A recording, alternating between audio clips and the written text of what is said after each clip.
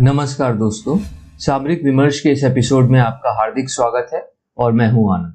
दोस्तों, आज हम बात करेंगे इटली द्वारा चीन के बेल्ट एंड रोड इनिशिएटिव यानी कि BRI प्रोजेक्ट से बाहर निकलने के कयासों के बारे में। तो दोस्तों, इटली द्वारा चाइना के बेल्ट एंड रोड इनिशिएटिव में शामिल होने के लिए वर्ष 2019 के मार्च माह में इटली के निवर्तमान प्रधानमंत्री गिजेप कॉन्टे द्वारा हस्ताक्षर किए गए थे। प्रधानमंत्री कॉन्टे का ऐसा मानना था कि इस प्रोजेक्ट में हिस्सा लेने से उनके देश को चीन का भरपूर सहयोग मिलेगा और वो भी खास करके स्पेस टेक्नोलॉजी, एनर्जी सेक्टर और वस्तु व्यापार जैसे क्षेत्रों में। परंतु दुर्भाग्यवश उनके सपने मुंगेरी लाल के हसीन सपने ही अधिक साबित हुए और हर चाइनीज माल की तरह चीन का यह प्रोजेक्ट भी ग्लोबल की जगह लोकल ही साबित हुआ। कहां तो एक तरफ इटली यह जुगत लगाए बैठा था कि उसको चाइना की मार्केट में एंट्री मिलने से उसके वारे न्यारे हो जाएंगे, और वहीं हुआ इसका एकदम उल्टा।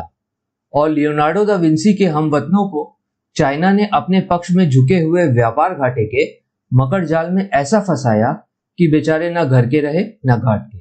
यहाँ यह भी बताते चले कि ऐसा नहीं है कि इन इटली वासियों को किसी ने समझाने का प्रयास नहीं किया, बल्कि उल्टा उनको समझाने बुझाने का संपूर्ण कार्यक्रम उनके पुराने साथी यानी कि यूरोपियन यूनियन के देशों और स्वयं अमेरिका द्वारा भी किया गया था।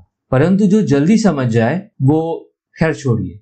यहाँ पर यह समझना भी जरूरी है कि आखिर इन पश्चिमी देशों द्वारा इटली को ऐसा करने से मना किया क्यों जा रहा था, क्योंकि अभी कुछ समय पहले तक तो चीन इन सभी की आंखों का तारा और राज दुलारा बना हुआ था। तो दरअसल बात यह है कि जहां इन देशों ने एक समय चीन को अपनी वैश्विक फैक्ट्री बनाकर स्वयं को प्रदूषण फैलाने के पाप से मुक्त समझ लिया था, वहीं दूसरी ओर चीन भी परम ज्ञानी निकला और उसने अपनी रिवर्स इंजीनियरिंग के पैतृक गुण का इस्तेमाल करते हुए पश्चिमी देशों के कटिंग एज टेक्नोलॉजी अर्थात आधुनिकतम तकनीकी ज्ञान की चोरी करनी चालू कर दी और पश्चिमी पैसे की हवा से फूली हुई अपनी अर्थव्यवस्था के गुब्बारे के दम पर स्वयं हवा में उड़ने लगा। और अब स्थिति यह है कि एक तरफ तो चीन लगातार पश्चिम केंद्रित वैश्विक राजनीति को चुनौती दे रहा है और वहीं दूसरी ओर अपने पड़ोसी देशों से भी लगातार दादागिरी करने पर आमादा है। ऐसे में पश्चिमी देश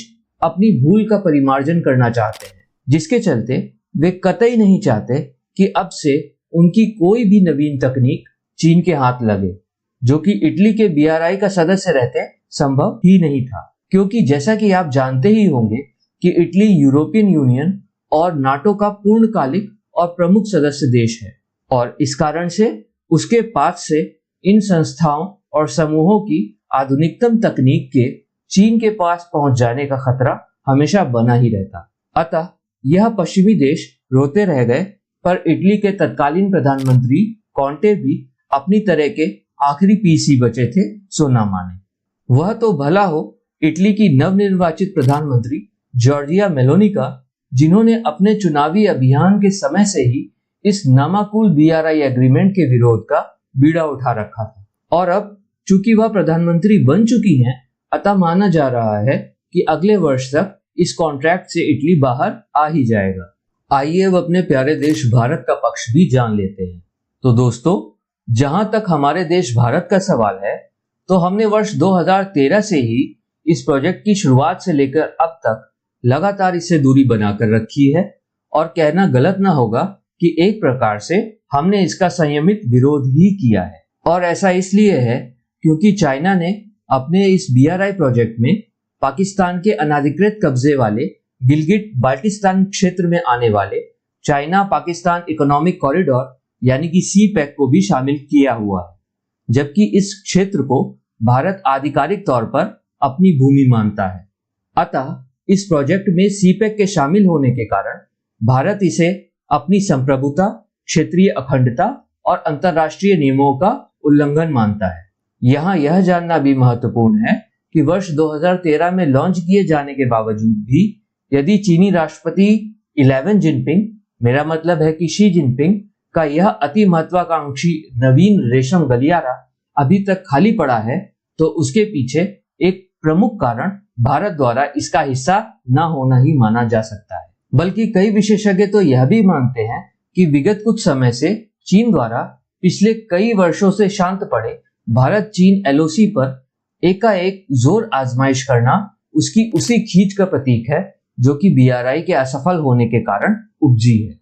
और दूसरी तरफ इटली की वर्तमान सरकार द्वारा इस बेसिर पैर के प्रोजेक्ट से हाथ बाहर खींचने की तैयारी के मद्देनजर उसके भारत के और करीब आने की संभावना को बल मिलेगा और यह दोनों ही प्राचीन सभ्यता आधारित राष्ट्र परस्पर एक दूसरे की मार्केट और तकनीकी ज्ञान का लाभ ले सकेंगे।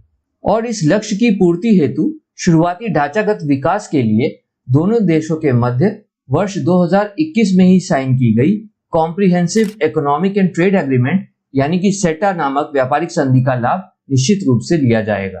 तो दोस्तों, इस एपिसोड में फिलहाल इतना ही। मैं आनंद आपसे अगले एपिसोड में मिलने तक की विदा लेता हूं। कृपया हमारे प्रयास को लाइक एवं शेयर करके हमारा उत्साहवर्धन करें और इस चैनल को सब्सक्राइब करके नोटिफिकेशन बेल ऑन कर ले ताकि हमारा हर एपिसोड आप तक सबसे पहले पहुंचे। धन्यवाद।